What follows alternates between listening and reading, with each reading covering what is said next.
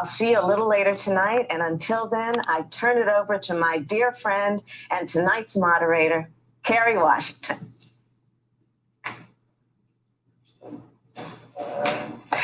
Welcome to night 3 of the Democratic National Convention. I'm honored to be joining you as we continue to celebrate this unconventional convention. We're going to be hearing a lot more from Senator Harris later, I promise. But first, when I was in 7th or 8th grade, we memorized the preamble of the Constitution, and I've never forgotten it. The first 15 words of our Constitution are, "We, the people of the United States, in order to form a more perfect union." We say more perfect because our union is not without flaws. When our Constitution was written, women couldn't vote. Black people were considered 3/5 of a human being, but therein lies the work. No one is perfect. Nothing is, but it is the striving toward justice, equality, and truth that distinguishes us. We fight for a more perfect union because we are fighting for the soul of this country and for our lives. And right now, that fight is real. Tonight, we are going to hear from so many phenomenal women who are working to help us build that more perfect union. Speaker Nancy Pelosi, Secretary Hillary Clinton, Senator Elizabeth Warren, Governor Michelle Lujan Grisham. We're going to see an incredible performance from Jennifer Hudson and a world premiere performance from Billie Eilish. We'll meet so many of the activists and organizers working to build a more equal, more just future. And we're going to hear from our 44th president, Barack Obama. That's a long way of saying this is going to be an unforgettable night filled with important voices. But the most important voice we hope to hear from tonight is the one we need to hear from most. It's yours.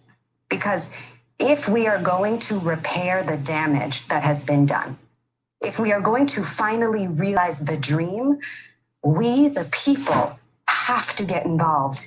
Each and every one of us is the we. You are the we. It's going to be your voice, your service, your action that helps us create that more perfect union. Tonight, we're going to talk about where we are and where we're going on so many issues important to our future. 90% of Americans support common sense gun laws because we need to do more to address the epidemic of gun violence. Let's start there.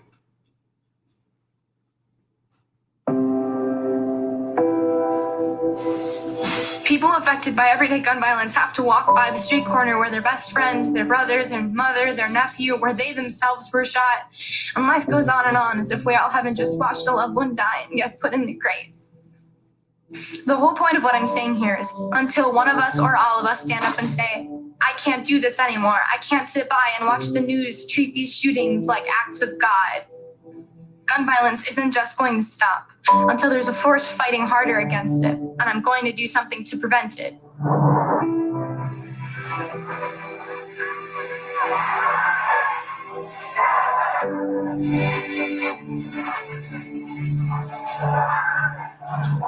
They say that tougher gun laws do not decrease gun violence. We call BS.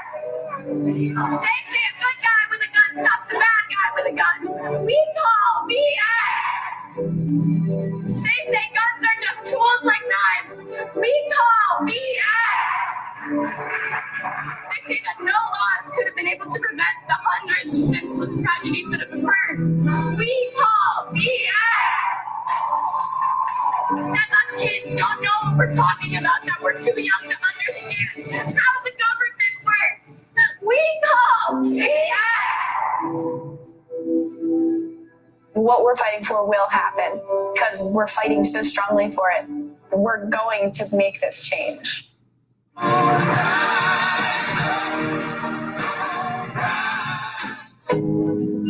Long before this pandemic, our country has been suffering from the epidemic of gun violence. Gun violence is a public health crisis, one that disproportionately affects the Black and Brown communities. First, it was my beloved fiance. My son, Jerry, at the Pulse shooting in Orlando. 7 years later, it would be my son. I know exactly the pain, the toll, the heartbreak of gun violence. My freshman year, my high school went into lockdown because a kid brought a gun to school. We've had to endure live shooter training drills in our schools. High schoolers have enough to deal with. They shouldn't also be responsible for keeping themselves safe at school. That's the job of the government. We have to end corporate lobbying by the NRA. We have to invest in mental health in our communities rather than making our schools maximum security prisons. I want a president who will make gun violence prevention a top priority, and I believe Joe Biden is that person.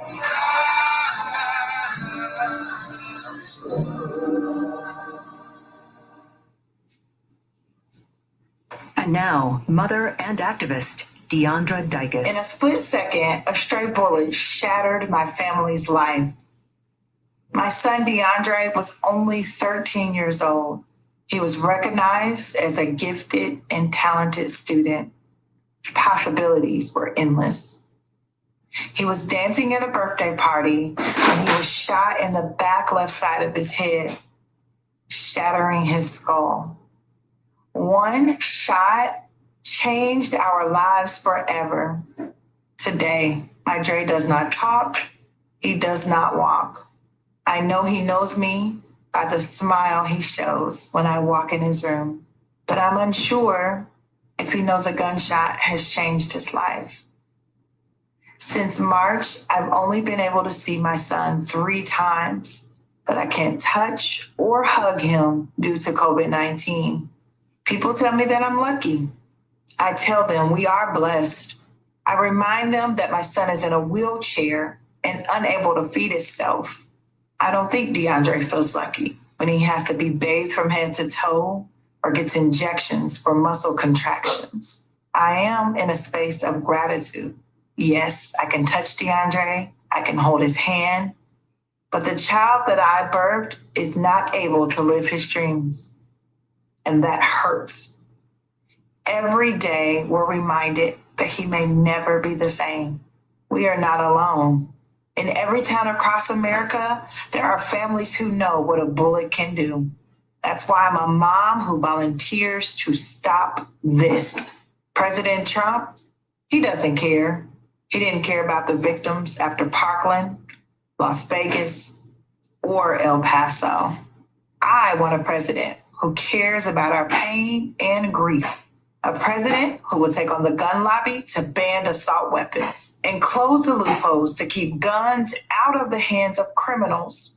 Joe Biden has taken on the NRA twice and won, and he will do it again as president. I've looked in the eyes of too many parents, and I mean literally scores of them, who've lost their children to gun violence. I've looked in the eyes of brave young people who survived school shootings. And I made each of them a promise. I made myself a promise. I promised them, and I promise all of you, I will make this promise today. Those families hurting across the country, I will never, never, never, never give up this fight. Out of pain, we choose to find meaning. A glimmer of light that lands on a promise. Former Congresswoman Gabby Giffords, shot in the head from less than 3 feet away. But she survived. When tragedy strikes, we seek comfort in knowing we aren't alone. Join us in this fight. We seek strength to keep fighting, to keep moving forward. We turn to leaders who share our pain. In the most difficult time, it's when we stand closest together. It's out of tragedy that we grow stronger. He was there for me. He'll be there for you too. We are a nation ready to end gun violence. A safer America is possible. But from this point forward, we must choose courage. I've known the darkest of days, days of pain and uncertain recovery. But confronted by despair, I've summoned hope. Confronted by paralysis and aphasia, I've responded with grit and determination. I put one foot in front of the other. I found one word and then I found another. My recovery is a daily fight, but fighting makes me stronger. Words once came easily, today I struggle to speak, but I have not lost my voice. America needs all of us to speak out, even when you have to fight to find the words. We are at a crossroads. We can let the shooting continue, or we can act. We can protect our families, our future. We can vote. We can be on the right side of history. We must elect Joe Biden. He was there for me. He'll be there for you too. Join us in this fight. Vote, vote, vote. Thank you very much. Tonight, we're going to hear from many changemakers who are using their powers for good, who are working to confront the other epidemics we're facing: COVID-19, structural racism, police violence against Black bodies, violence against members of the trans community. We are facing so many challenges. To meet these challenges, we will need systematic solutions. We need leaders who can see us, hear us, represent us, all of us. To Joe Biden, nothing is more important than taking the time to make sure that people are seen, heard, and believed in. I was interning in DC, and I remember I called my grandmother and I said, Joe Biden's walking by, and she goes, oh my God, put him on. And I see his staffer going like, no, like don't take the call. What are you doing? And he points to his staffer and he goes like go that way, and he sent his staffer away. How could I not be endeared to him instantly? He talked to me for the next half hour. I see Dana Bash from CNN there, and she says like Senator Biden will be on at like 5. And he sends her away. He asked me about my sons. He asked me about what I did. All I know was it was all about me, not about him. And then he comes back to me and he goes, it was lovely talking to your grandmother. And then he starts the interview with Dana Bash. It was unbelievable. I must interject one thing. At the very end of his chat with me, he said, could you do me a favor? I said, sure, what is it? He said, tell me how I can get your grandson's hair. He was good humored, he was sensitive, and here it is all these years later, and it's vivid in my mind. You know, as much as I feel like I got to know him in that moment, it feels like he knows us. I know Joe because he listens, and whether he's heard your story or someone else's story, he cares about everyone's story. He'll care more about you than he'll care about himself. What a beautiful story. Okay, now let's talk about another important issue, the climate crisis. This is an issue that has been on Joe Biden's mind for decades. In 1986, while working as a senator, Joe Biden introduced one of the first climate bills in Congress, and he's continued to listen to and work with climate advocates and activists, putting forward a plan to address climate change and create a clean energy economy.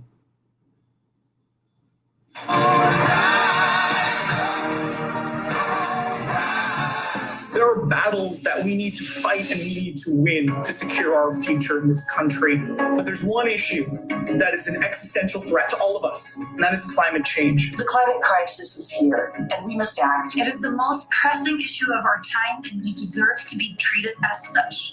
We no longer have any time to wait. Our generation will bear the burden of past mistakes, but we stand to benefit most from changing course now. We know that in a couple of years, it will be too late. We need to change the paradigm, and that happens here with us. We should invest massively in wind, solar, geothermal, green infrastructure. Moving away from fossil fuels, being highly competitive in renewables. We need to lay out our specific policies so that we can give our children, my children, your children, a planet that can sustain.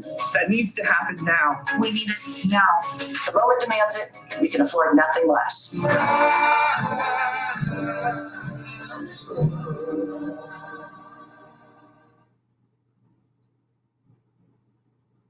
Make it as hard as possible.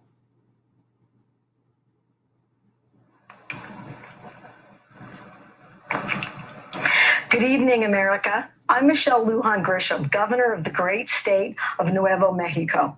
I'm proud of my home state every single day, especially how we have punched above our weight in our successful response to COVID-19. I'm proud of New Mexicans from Taos to Truth or Consequences who have stepped up and sacrificed in so many incredible ways this past half year. And I'm proud how we embrace our multicultural identity as our greatest strength. And I'm proud that New Mexico has shown what climate leadership looks like. While the Trump administration has been eliminating environmental protections, we've expanded them. While they've been rolling back regulations on oil and gas, we've taken on polluters and held them accountable. We've committed to a renewable energy future with exciting and fulfilling careers for workers all across our beautiful state, including right here in the heart of northern New Mexico. We're laying a roadmap here for what America can and should look like in the 21st century. An America where we lead again, where we build safer, cleaner, and more affordable cities and communities, where we provide meaningful opportunities for workers and families to thrive and build better lives. As president, Joe Biden will rejoin the International Climate Agreement, and the United States will once again lead on this critical issue. At home, he'll invest in energy workers, and he will deliver for working families across the U.S., helping them build meaningful careers while accelerating our nation and world into a clean, green 21st century and well beyond. We know time is running out to save our planet. We have the chance this November to end two existential crises: the Trump presidency and the environmental annihilation he represents. We have the chance this November to attack the climate crisis, invest in green 21st century jobs, and embrace the clean energy revolution our country, our young people are crying out for, and the leadership the rest of the world is waiting for. The choice is clear. The choice is Joe Biden. Thank you, America. Hard work, rising to a challenge, the American way. Going to the moon was all three. Many astronauts returned home and reported a shift in their awareness. The view they saw of Earth from space was profound. The world looked beautiful, tiny, fragile. Our atmosphere is all that separates us from oblivion. We now call what they experienced the overview effect. Here in Detroit, our communities for such a long time have faced the burden of pollution. And I think addressing climate change gives us an opportunity to correct some of those wrongs and to also invest in our vulnerable communities. Maybe you've read some of the millions of pages of scientific evidence on climate change.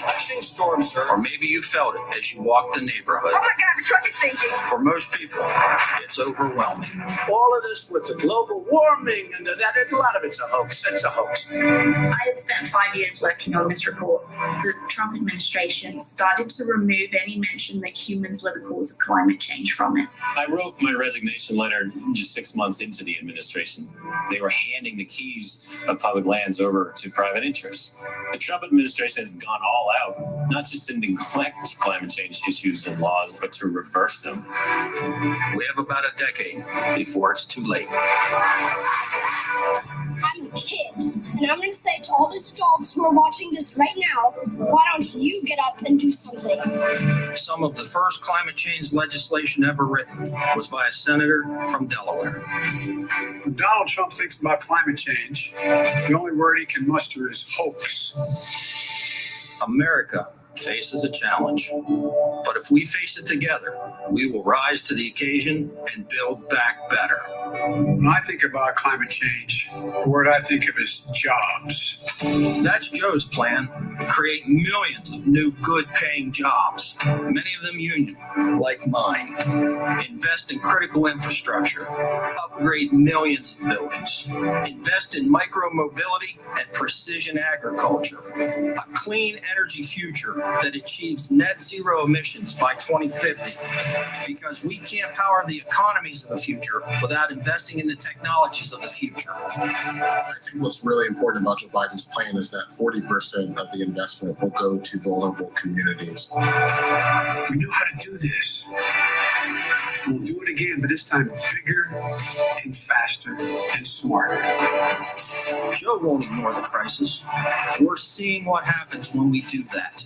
He won't surrender to the fight. Joe's America will lead the world on clean energy. We'll lead on job creation. And America will lead the world again on climate.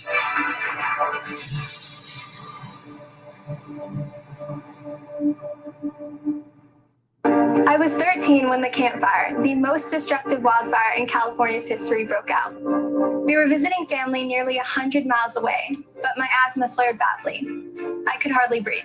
I'm Alexandra Villasenor, and I've been organizing young people around climate change since 2018. Climate change is impacting us now, and it's robbing my generation of a future. For young people my age, every aspect of our lives, from where we go to school, to what kind of careers we'll have, to whether or not we can raise a family, depends on us taking climate change seriously right now. Joe Biden won't solve this crisis in 4 years. No one can. But he will put us back on track so that my generation can have a fighting chance. I'm asking you to join us. Don't let our futures go up in flames. The corn growers near my parents' farm have a saying, knee-high by the 4th of July. These days they're lucky if the corn is even planted because of unpredictable and torrential spring rains. I'm Andrew Adamski. I studied microbial ecology at Northern Michigan University. Us farmers can see the effects of climate change happening right in front of us. So we've been trying to do our part. We're adopting sustainable solutions on my family's farm, switching to a community model, using less land and reusing our resources to grow our food. We are eliminating tons of carbon pollution every year by mimicking natural ecosystems. Farmers can be part of the climate solution instead of a problem. Today, we all can grow our own future, but we need our leaders to be part of the solution as well, instead of part of the problem. We need them to commit to the science, not ignore it. We need them to put real plans on the table rather than roll them back. That's what Joe Biden is doing with his clean energy revolution. Instead of being left behind, we could lead the world again. I spend a lot of time talking about climate change with different communities here in Nevada. And the one question that I get asked over and over again is, what are you doing here? Not a lot of climate activists look like me. My name is Catherine Lorenzo. I'm an Afro-Latina and I'm a climate activist. I grew up in a low-income neighborhood where pollution rates are often higher than wealthier areas, and a lot of kids have asthma. Switching to renewable energy would mean cleaner air, better health, and a steadier income for folks in neighborhoods like mine. Because solar PV installers and wind turbine techs are some of the fastest growing jobs in the country. And Joe Biden's plan is transformative. He knows that saving the planet isn't just a challenge to overcome, it's an opportunity for a better way of life. So it's going to be America. Are you ready to vote for Joe Biden? Are you ready to solve the climate crisis? Because our futures depend on it.